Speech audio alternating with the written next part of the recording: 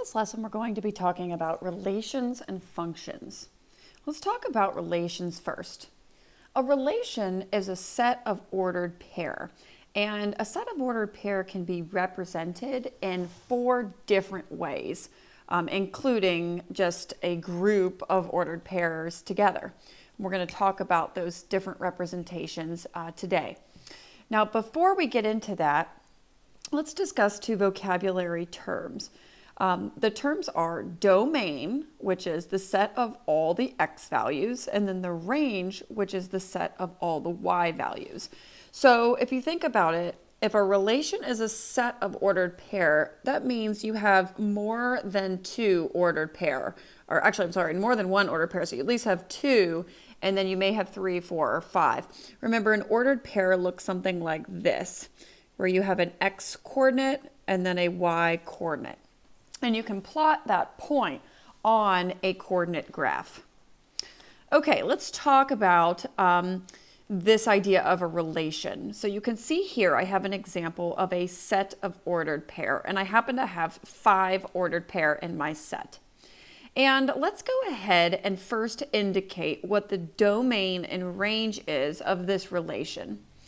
And the way that I'm going to do that is I'm going to identify first all of the x values. So you can see that I have -5, -4, -2, 0, and 1.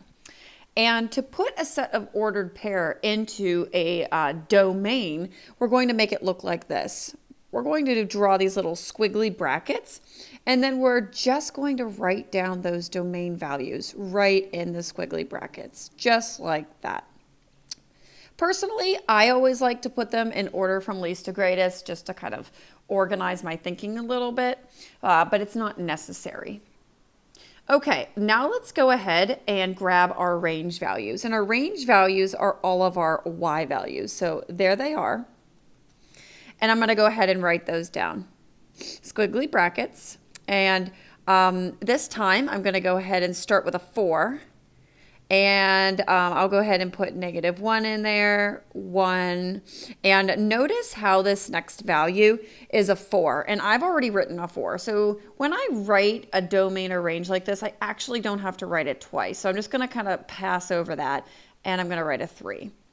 And notice for this one, I did not write it in order from least to greatest because it really doesn't matter. If you like to write it from least to greatest, that's perfectly fine. But as long as you acknowledge all of the range values, that is what is appropriate. Okay, let's go ahead now. And what I want to do is I want to transfer this relation into a different representation of a relation, which is called a table of values. And basically what this is saying is that I can write a set of ordered pair the way that it's written here, or I can write it in a table of values. To do that, watch what I'm going to do. I'm literally going to take each coordinate that I see in my set of ordered pair and write it in my table. So I'm going to start with -5, 4. And then I'm going to continue on, -4, -1, -2, 1, 0, 4, and 1, 3. Notice how I did repeat that y value of 4 in the table of values because I want to indicate each of the coordinates separately. I wasn't necessarily talking about the domain or range specifically. And this is a table of values. And I could even go from a table of values and I could kind of pick out those coordinates just by looking at the x and the y to get back to just my set of ordered pair. My next type of relation is called a mapping. And a mapping are these 2 little ovals. The first oval represents your domain and the second oval represents your range.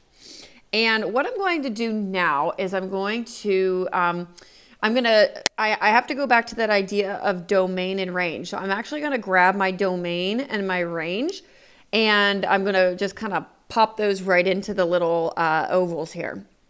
It doesn't matter the order at all. I'm just going to go ahead and put those numbers in, and I'm going to go ahead and put my range values in as well. Notice how I'm not repeating that 4 here because I'm just speaking about the range. All right, and here's how a mapping works. I'm going to map each domain to each given range value. So -5 is going to go to 4. So I'm going to go ahead and draw a little arrow pointing to the 4. -4 goes to -1, so I'm going to go ahead and draw a little arrow.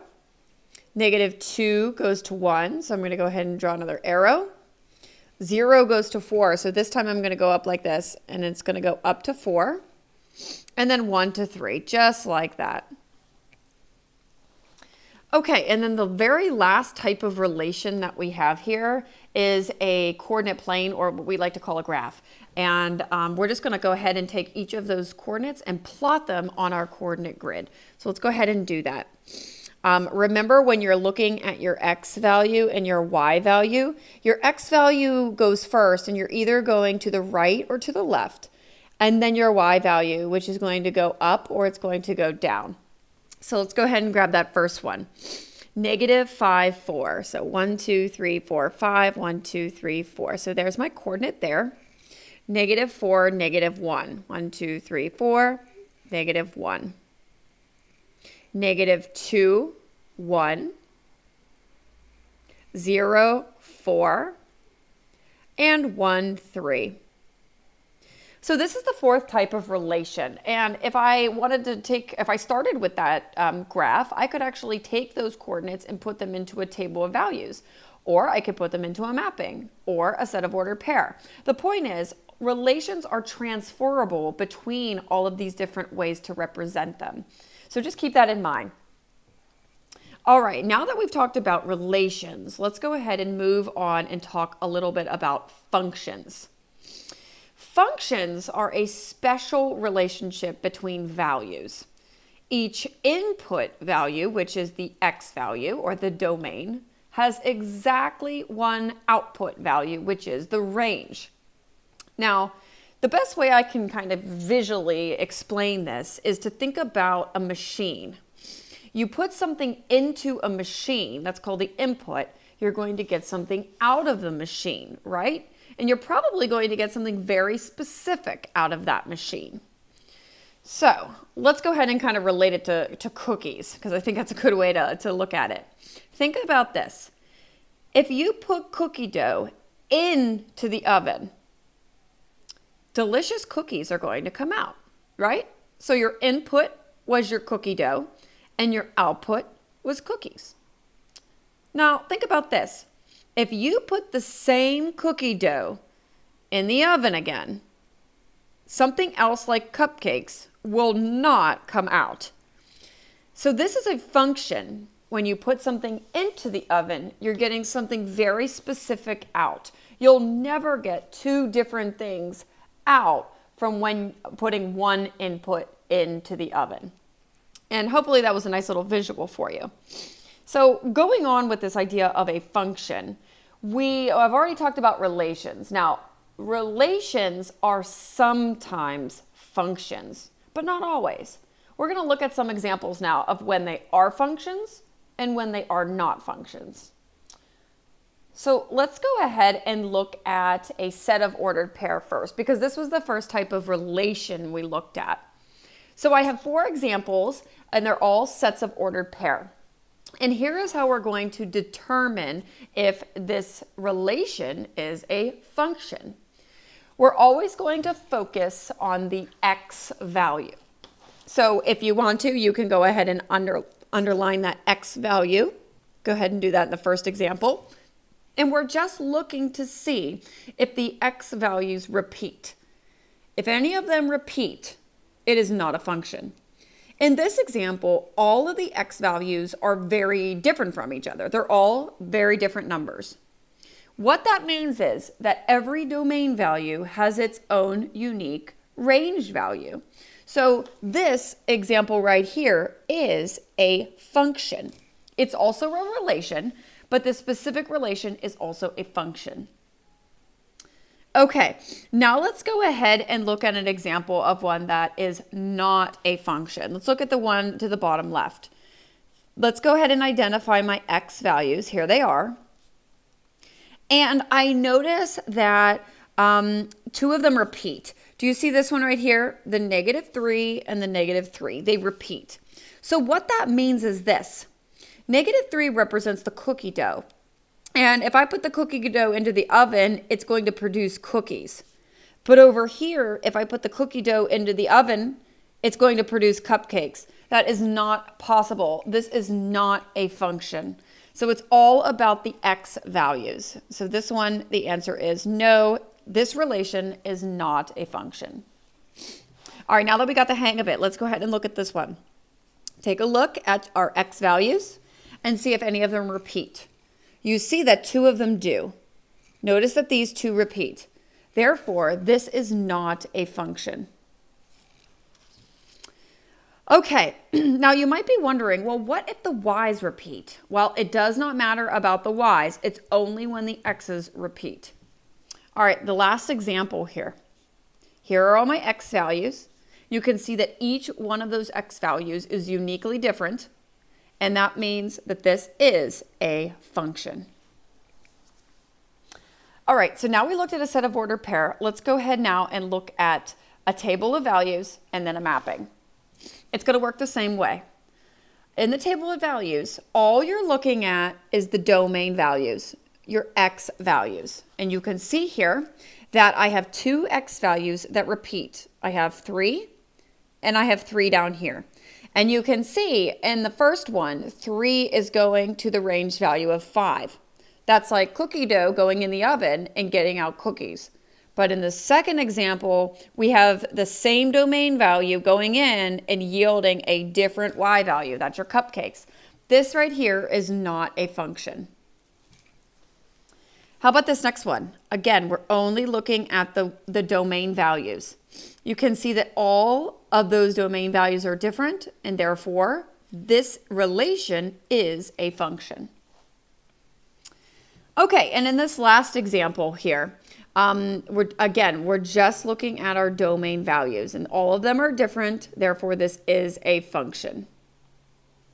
Now, again, just to kind of hit this concept again, do you notice on these last 2 examples that we had 2 y values that repeated here and here? Remember, it does not matter if the y values repeat at all, because look, I'll go back to the second example. If we're taking -2 and we're going to get 0 as the output, well, that's fine. We put cookie dough in the oven and got cookies. But this next example is totally different. We didn't put cookie dough in the oven to get cookies, okay? We put something totally different. So this is not representing the idea of a function. Same thing over here. Okay, so that's a table of values. Now let's look at a mapping. So again, we're looking if the x values repeat. In our first example, you can see that all of those domain values are going to its own range value indicated by that arrow. Therefore, this first one is a function. In the second one, you can see that we have a problem.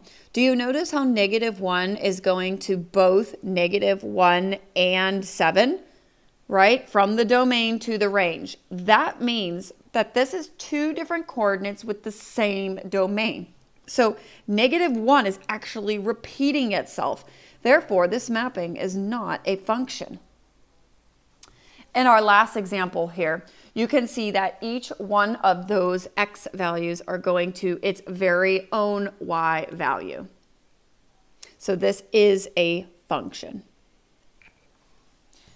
Okay, so we've talked about ordered pair, table of values, mapping. The last thing to talk about is a graph and how to determine whether the type of relation, which is called a graph, is a function or not. And there's a very special thing we have to do to determine this. So it says here, when given the graph of a relation, the vertical line test can be used to determine whether the relation is a function. Here's what the vertical line test is. If a vertical line intersects a graph more than once, it is not a function. So we are truly dealing with a vertical line, and a vertical line looks like this. So really what we want to do is we want to just take a vertical line and we want to drag it across each graph, moving from left to right. So if you just want to draw a little vertical line next to your page or use your pencil, pretend that you would drag that line to the right across the graph.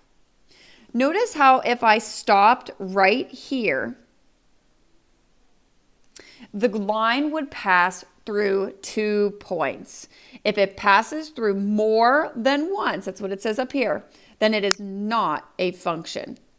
Now you might be asking, well, what if I dragged it over here? At that point, it's only passing through 1. But remember, the vertical line test says if a vertical line intersects a graph more than once anywhere, wherever you put that vertical line, and it passes through twice, it is not a function. So this one is not a function. Let's look at this next one. I could put the vertical line over any one of these areas here, and it'll only pass through those points once. So this one is a function.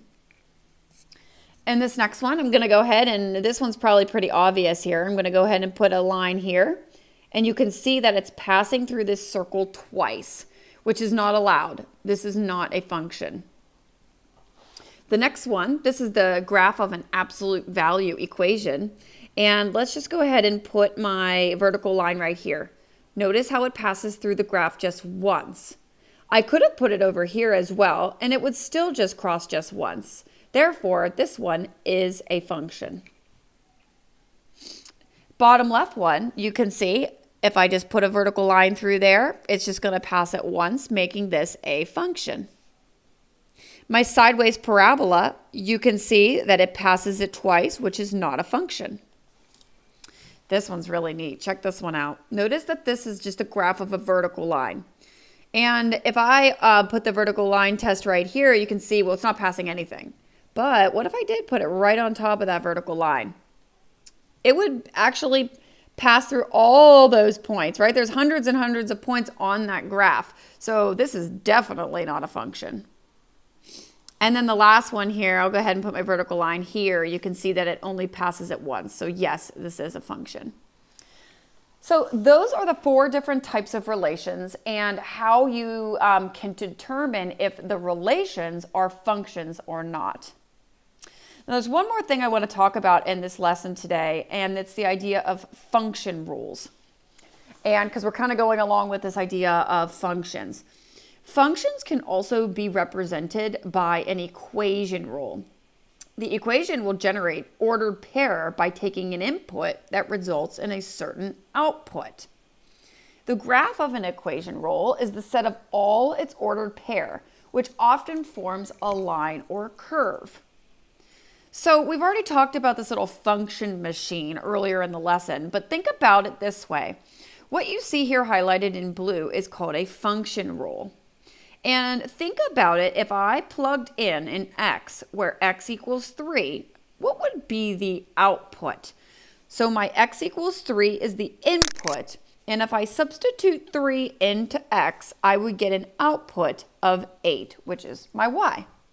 That's how a function rule works. And I don't necessarily just have to put 3 in there. I could put 4, 5, 6, I could put -1, -2, I could put a million if I wanted.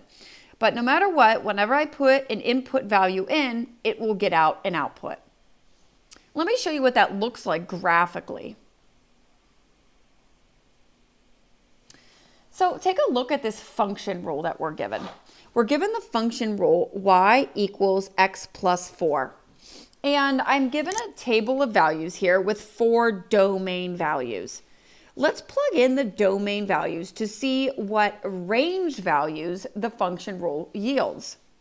So if I were to substitute -5 into x, that would give me y equals -5 plus 4, which would leave me with -1. So my range value would be -1. If I put in a -4 into x, that would yield me a range value of 0.